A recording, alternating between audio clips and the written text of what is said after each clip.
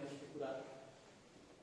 Então precisamos estar relaxados, nos deixar envolver por essa paz e por essa luz, para nos tornarmos assim mais receptivos a tudo aquilo que viemos buscar na noite de hoje.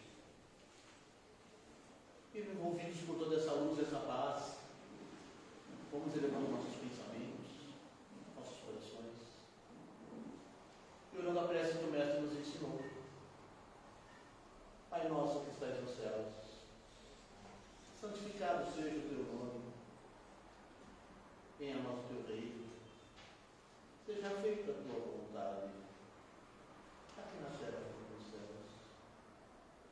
O pão nosso de cada dia nos dai hoje, perdoa as nossas dívidas, à medida em que perdoamos os nossos devedores.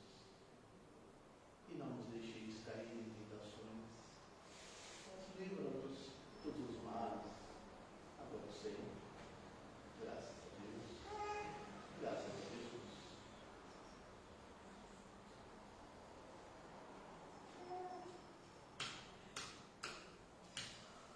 Vamos envolver com muito amor nosso irmão Gerson Tavares, que trará a mensagem da noite de hoje. Seja muito bem-vindo, que Jesus te abençoe. Caríssimas irmãs, caríssimos irmãos, Jesus a todos nos abençoe e nos fortaleça em seu amor. Em uma pequena comunidade, vivia uma jovem mãe com seu filho de colo. Vizinho à comunidade, um bosque. E ela adentrava costumeiramente o bosque com o filho no colo para capturar algumas flores, frutos, viver aquele ambiente natural. E certo dia, estando na intimidade do bosque com o filho no colo, a montanha que circundava todo o bosque, de lá, um forte estrondo, e o que lhe chamou a atenção, e curiosa, ela foi ao encontro de parte da montanha para ver do que se tratava. E ela percebeu que da montanha uma espécie de porta foi se erguendo e uma voz misteriosa saía lá de dentro. Boa mulher, adentra a caverna. E ela, curiosa e um tanto intrigada, se aproxima com o filho até a entrada da caverna e percebe que na intimidade da caverna, muito ouro em pedras espalhadas por toda a caverna.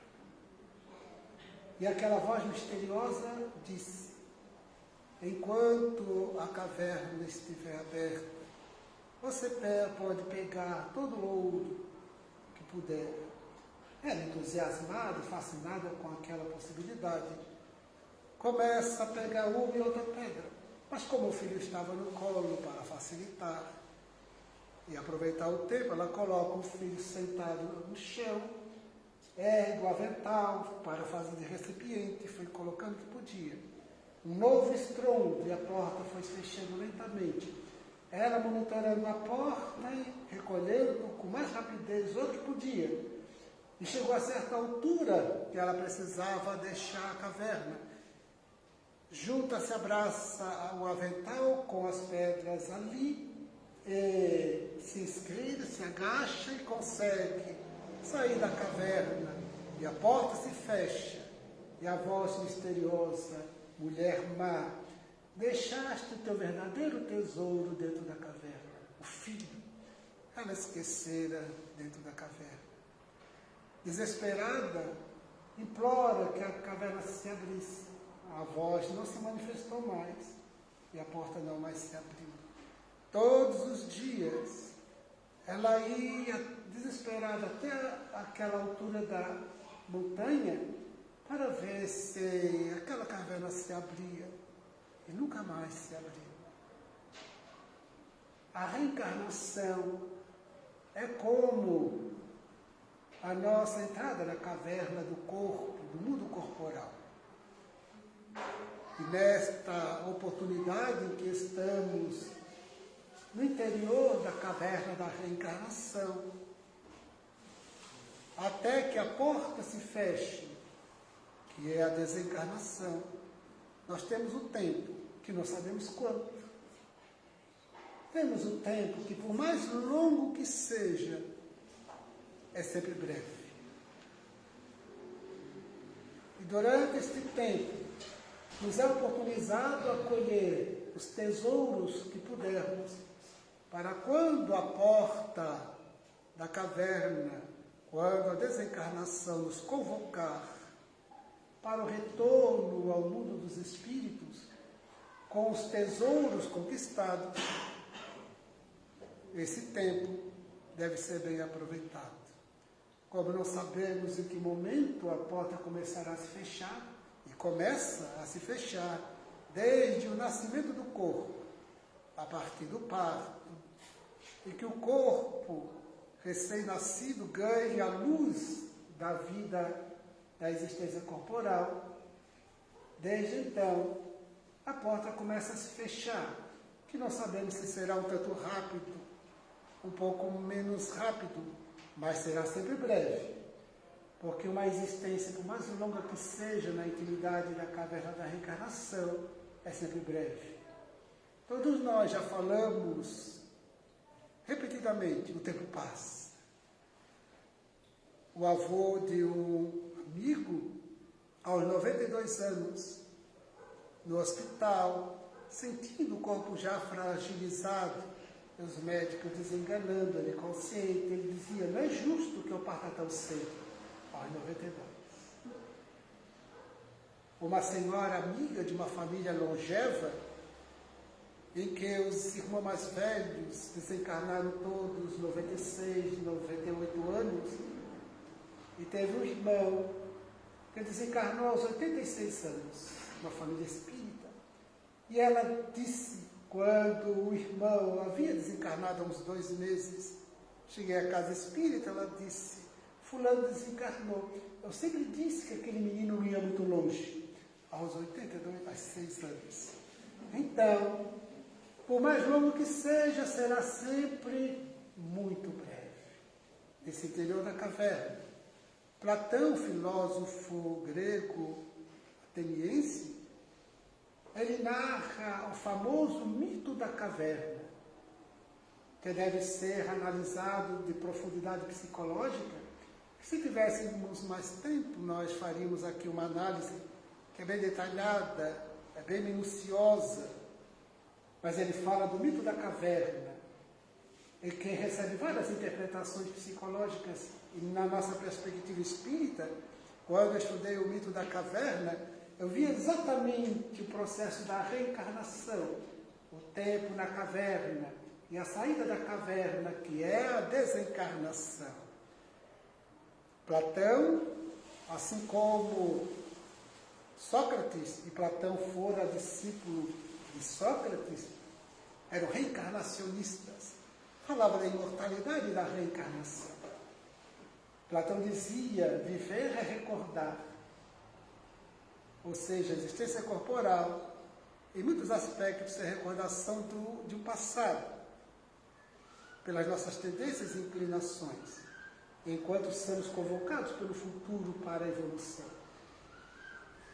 Então, quando ouvimos os contos, como desta mãe que deixara o seu verdadeiro tesouro, seu filho amado, dentro da caverna, porque encantada durante o tempo que estava disponibilizado para colher o tesouro que podia, na sua avaliação, o tesouro ali mais importante eram aquelas pedras de ouro, que resolveria toda a sua vida material. A fantasia do excesso de riqueza, a fantasia de que o mais importante na vida na Terra são as conquistas materiais. Enquanto se viu fora da caverna, com a desencarnação seria, na simbologia, fora da caverna, percebeu que seu verdadeiro tesouro era deixar lá dentro da caverna o seu filhinho, criança ainda. Então, aquele tesouro material não lhe teve mais utilidade, porque agora sua mente, coração e seus sentimentos e emoções estavam atormentados porque o filhinho ficara na intimidade da caverna, seu verdadeiro tesouro. Assim é a reencarnação. Quando estamos para reencarnar, nós planejamos, programamos a reencarnação. Aqueles espíritos dentre nós que estão em condições de planejar, de programar. Há espíritos que não estão em condições mentais de programar. É o que o espírito Emmanuel, através de Chico Xavier, chama de espíritos dementados. Eles não têm as condições de programar, de planejar. Então, os espíritos responsáveis pelas reencarnações é que organizam toda a programação, conforme as nossas necessidades evolutivas.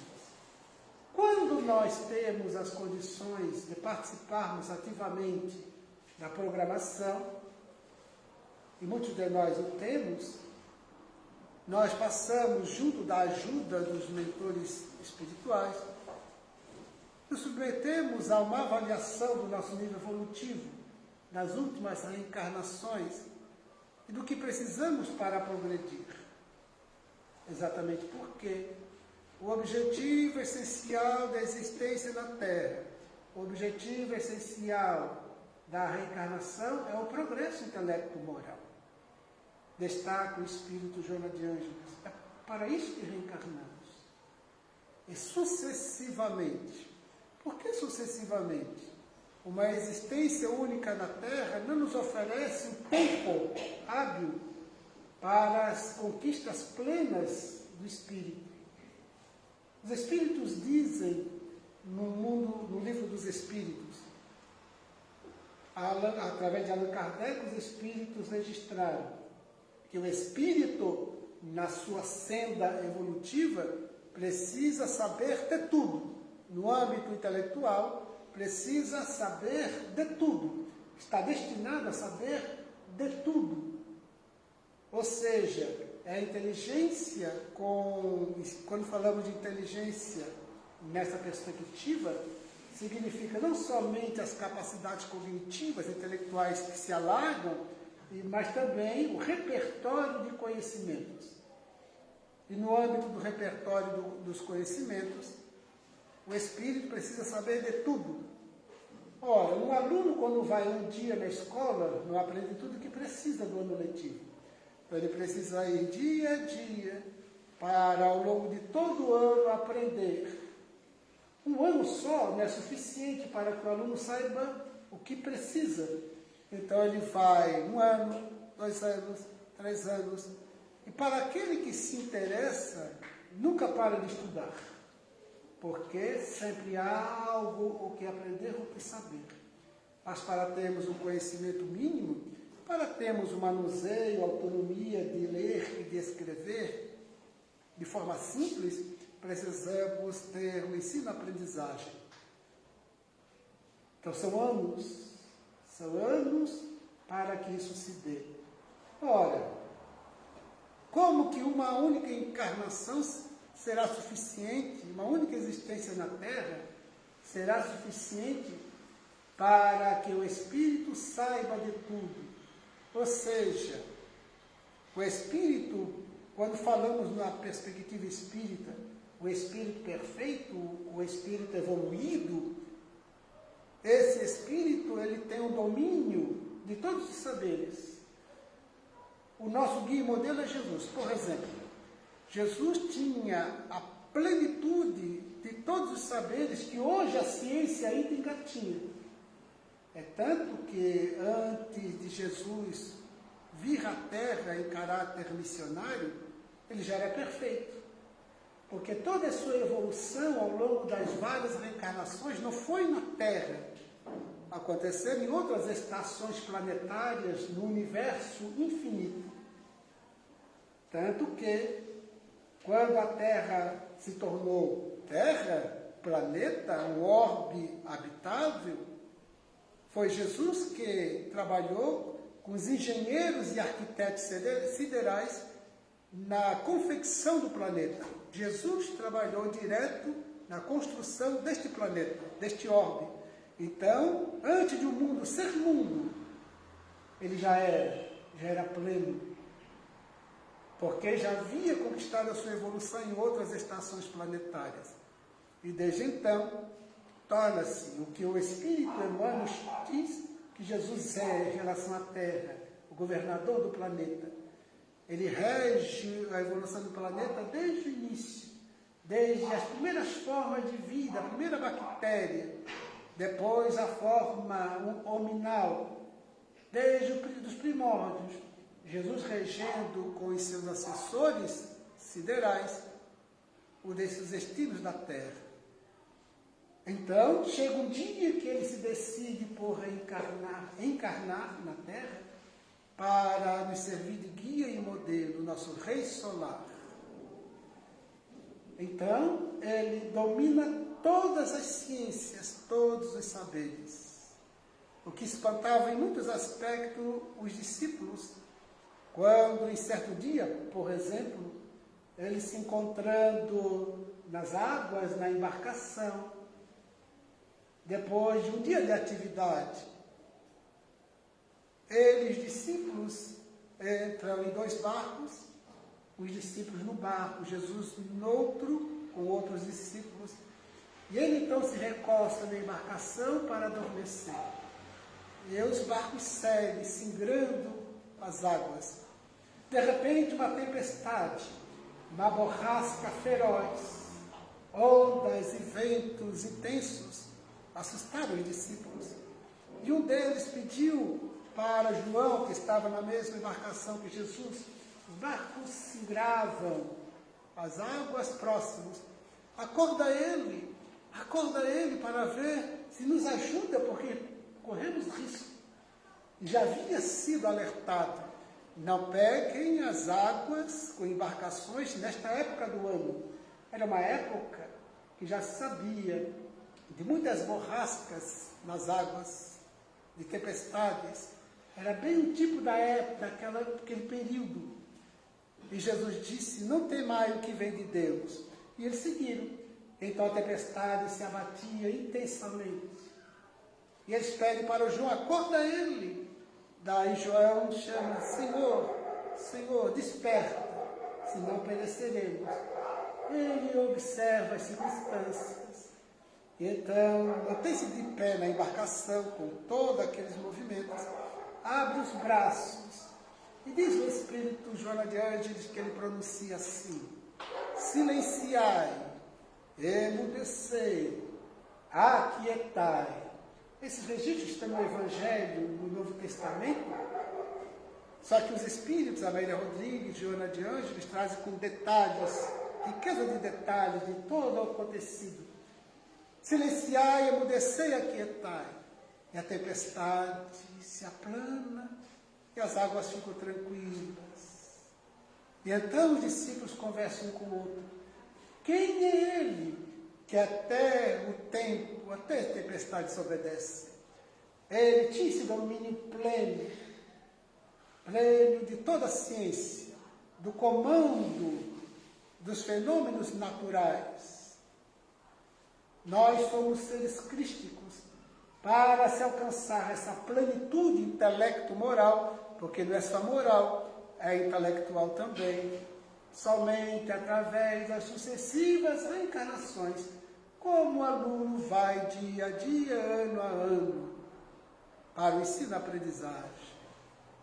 De tal modo que nós temos uns dos tipos de tesouros para na Terra conquistarmos, enquanto estivermos na caverna da reencarnação, são os saberes. Por isso, coloquemos interessados aos saberes.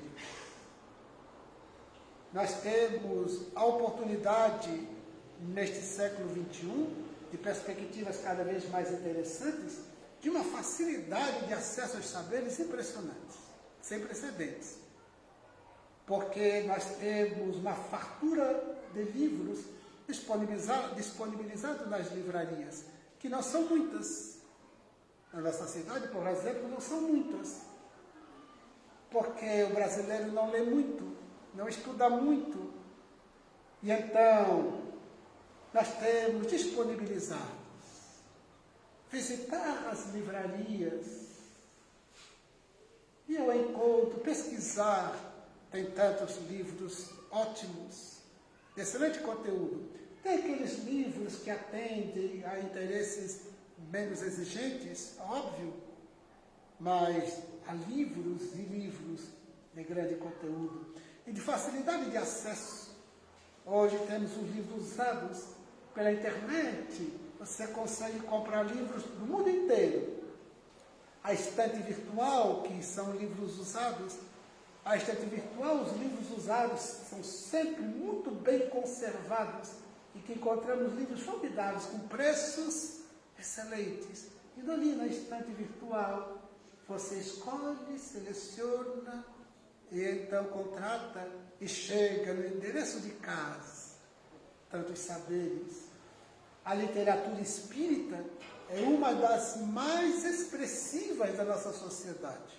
Está aí ao nosso alcance, com facilidade também. Esses livros notáveis que nos enriquecem de conhecimento transcendente. Então, busquemos o estudo, os cursos que são disponibilizados, cursos à distância, com as facilidades que temos hoje. Então,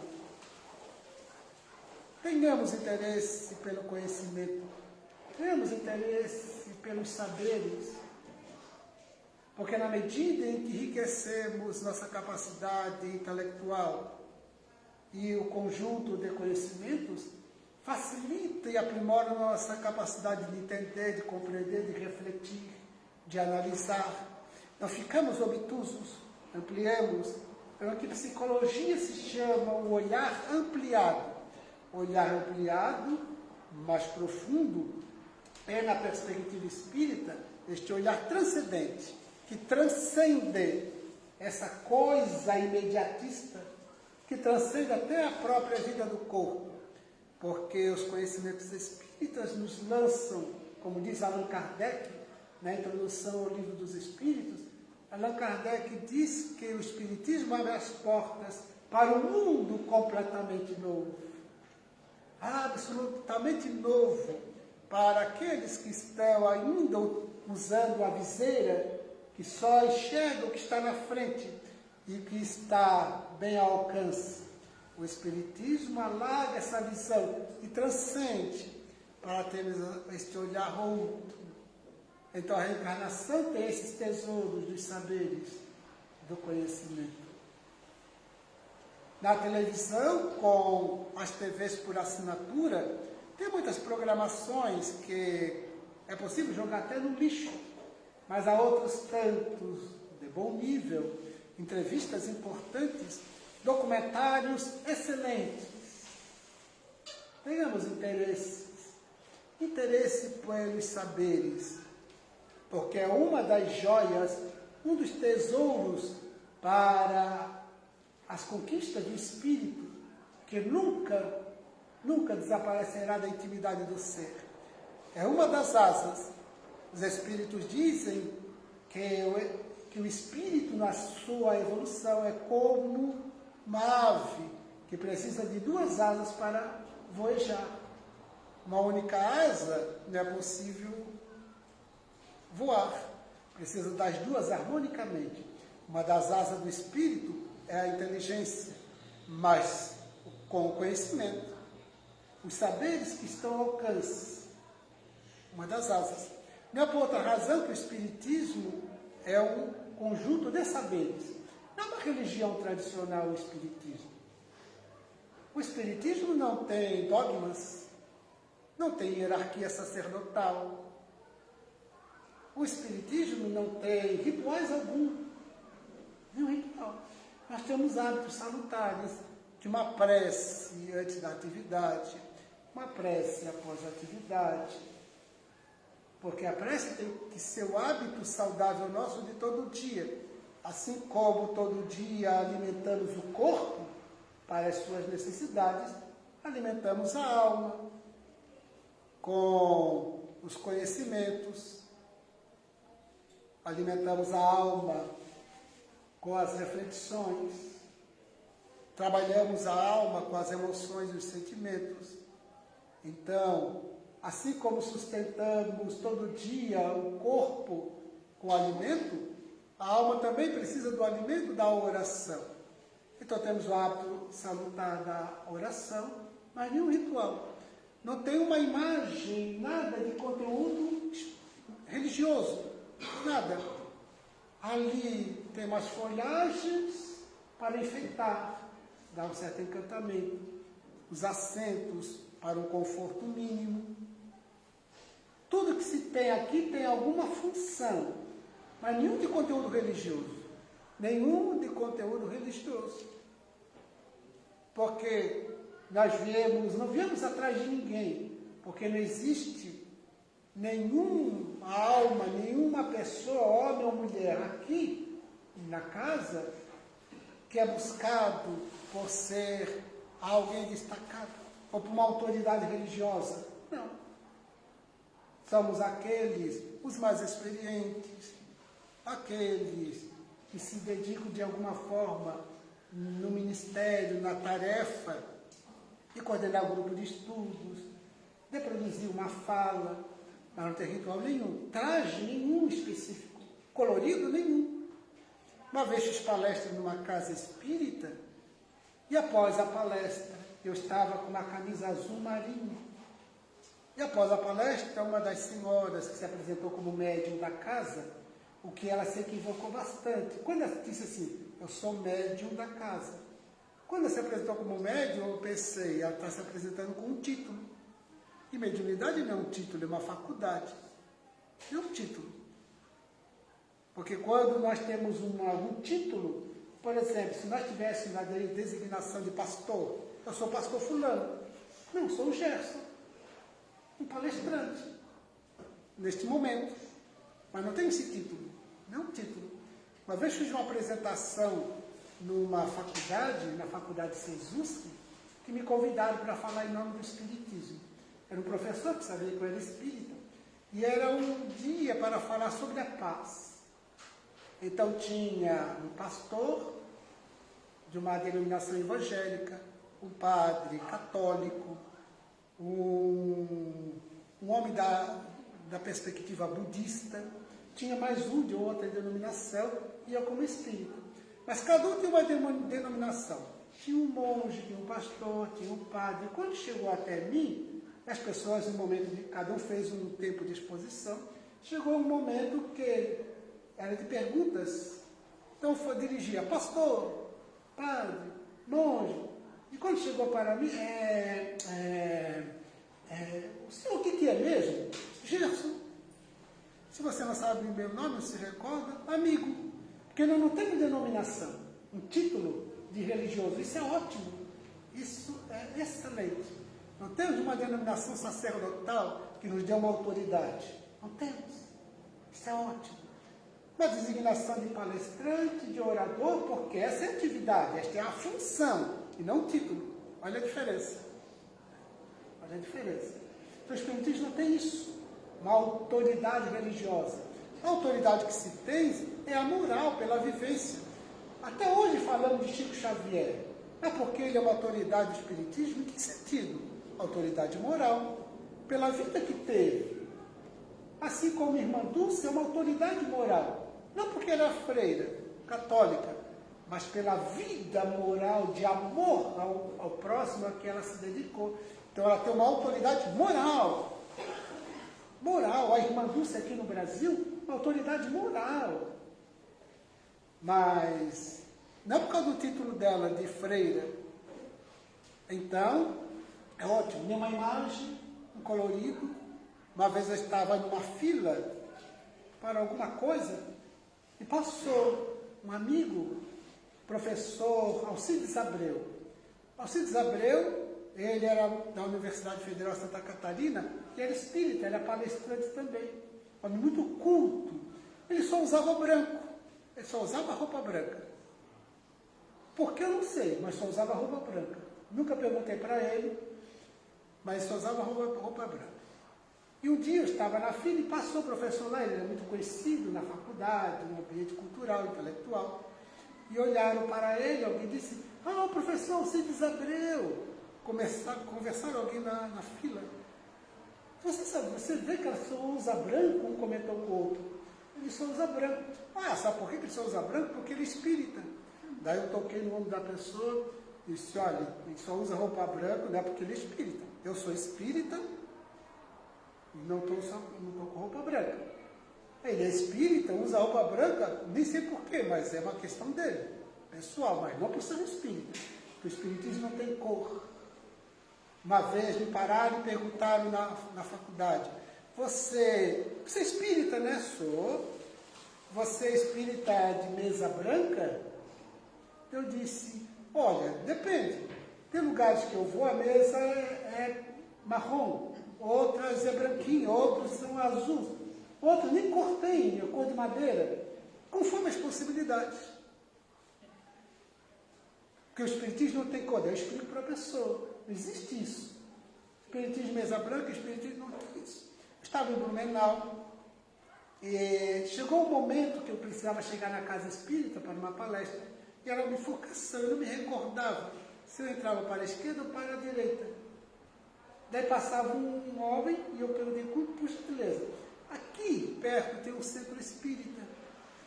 E então, eu não sei se é para lá ou para cá. É um centro espírita forte ou fraco? Daí eu entrei no raciocínio dele. O centro espírita forte não é espiritismo. Ele quer dizer de uma outra denominação, que não é espiritismo. E o espiritismo fraco é o nosso. Porque o nosso não tem rituais, não tem atabaques, não tem...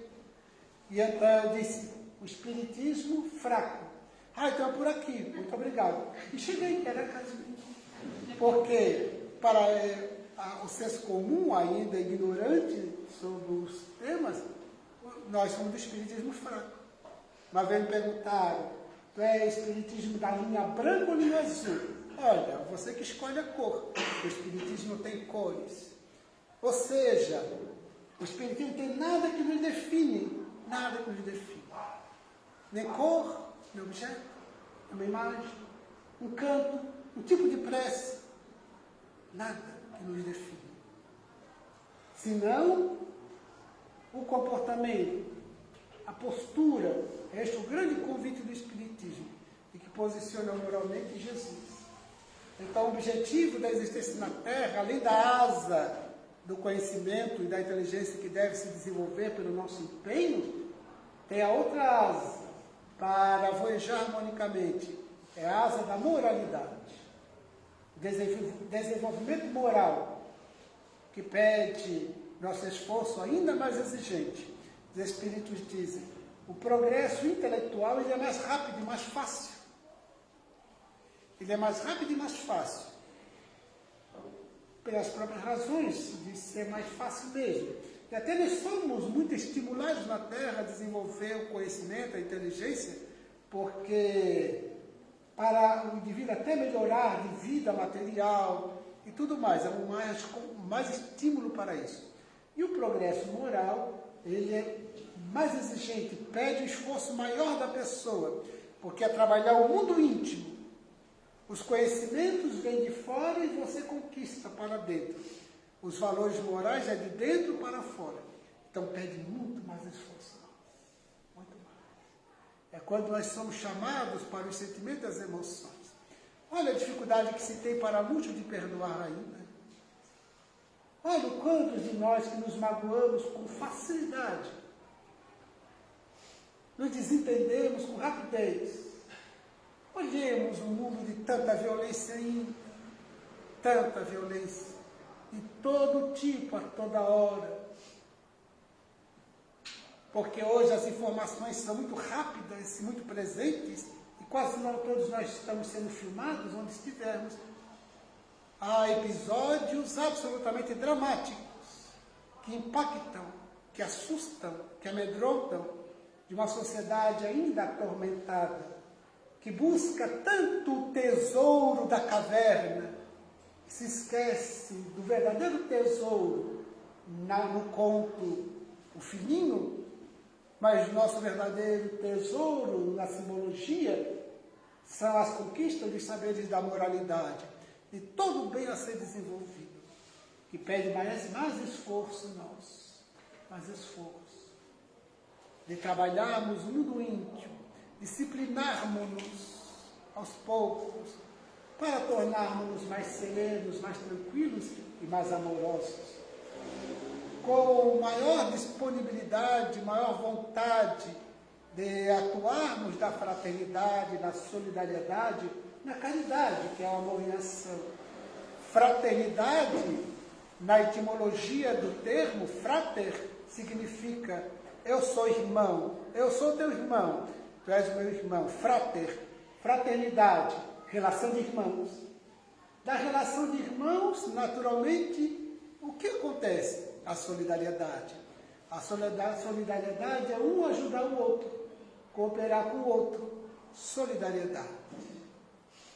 Entre irmãos. A fraternidade, a solidariedade vai nos equipando e treinando para o amor. O amor é exatamente o sentimento que planifica, e que pacifica, e que soluciona todas as graves questões da vida humana. Então, o quanto que precisamos nos empenhar para a real fraternidade, nesta época de tanta discriminação, de tanto preconceito ainda. É porque não nos consideramos fraternos. Quando nos olhamos com fraternidade, não há nenhum tipo de preconceito, de discriminação, de nenhuma ordem, de nenhum tipo ao respeito pela vida humana. Numa época que se fala tanto de preservação dos animais, e o ser humano? E o ser humano? Então, fraternidade, somos irmãos. Onde estivermos, com quem estivermos, o frater, a solidariedade é esse resultado natural da fraternidade. E a caridade, que é o amor em ação, nos conduz então à plenitude. É este processo que devemos impor em nós, trabalhar em nós, para a asa da moralidade, para que o espírito voeje com as duas asas, com harmonia, com equilíbrio, na direção da plenitude. E pede esforço da nossa parte. Do ponto de vista moral, pede mais esforço do que o intelectual. Pede mais empenho, mais dedicação, se necessário, o processo terapêutico. Uma vez uma irmã, uma jovem, nos procura na casa espírita, porque ela estava de mal com o irmão, não se falava com o irmão há dias. E ela me contou uma particularidade. Os dois, ela e o irmão que é um pouco mais velho, eles ficaram órfãos ainda crianças. Os pais desencarnaram em um acidente. E eles foram criados por familiares amorosos. Por causa da orfandade, eles ficaram muito juntos, muito próximos. E aconteceu um desentendimento que ela me relatou, e que os dois se afastaram, ficaram de mal. Quando éramos adolescentes, as meninas diziam uma para a outra quando ficavam de mal entre as amigas: Belém, Belém, nunca mais fico de bem. É quase isso. E ela estava tão angustiada que queria conversar e fez muito bem. Quando estivermos angustiados por um comportamento nosso em relação ao outro, busquemos ajuda, uma terapia ou conversar com alguém mais experiente, alguém mais lúcido. E então, ela foi conversar conosco e eu lhe disse: muito bem, agora é a hora de você ir ao encontro do seu irmão e pedir perdão. Não, mas é ele que tem que pedir perdão para mim. Interessante, mas ele está pensando a mesma coisa. Quem vai tomar a iniciativa? Então, faz isso, busque-o. E você verificará que vai desaparecer esse desentendimento com uma rapidez. E então, conversamos mais um pouco e ela foi. Na semana seguinte, ela volta com um semblante mais ameno, mais sereno. E então, pelo semblante, eu já pensei. Ela buscou o irmão e se entenderam. Ela chegou até mim e disse: eu busquei coragem Notem a palavra que ela utilizou, coragem. A coragem de ir ao encontro do irmão. Por que ela utilizou a palavra coragem? Falou naturalmente. Porque a humildade é corajosa. O orgulho, a prepotência, ela é arrogante. O egoísmo é arrogante, é presunçoso. A humildade, ela é corajosa. E enquanto que o egoísmo, o orgulho, a vaidade, ela não é humilde. Ela é orgulhosa, prepotente, arrogante. Então, e é medrosa. O orgulho é muito medroso. Então, ele procura assumir a posição de superioridade com medo da humildade, com medo de sentir-se menor. Então, ela disse, eu tomei coragem e fui falar com ele. Ou seja, ela adotou a humildade. E ela disse, e ele imediatamente pediu perdão também. E refizemos a relação. Não vale a pena? Vale a pena ir ao encontro dele. Joana de Ângeles diz, espírito, através do médium de Valdo Franco, se tu pedes perdão e o outro não te perdoa, o problema é dele. Porque não te perdoou. Este que não perdoa, passa a ter um problema. Agora, se você não pede perdão, o problema é teu. Se vem te pedir perdão e você não perdoa, o problema passa a ser teu. Então, Joana de Ângeles propõe, peça perdão e também perdoe. Todas as dificuldades de relações humanas, interpessoais, que marcam mágoas, ressentimentos e muitas vezes ódios e afastamentos, tudo pelas razões morais, do primado do orgulho, da arrogância.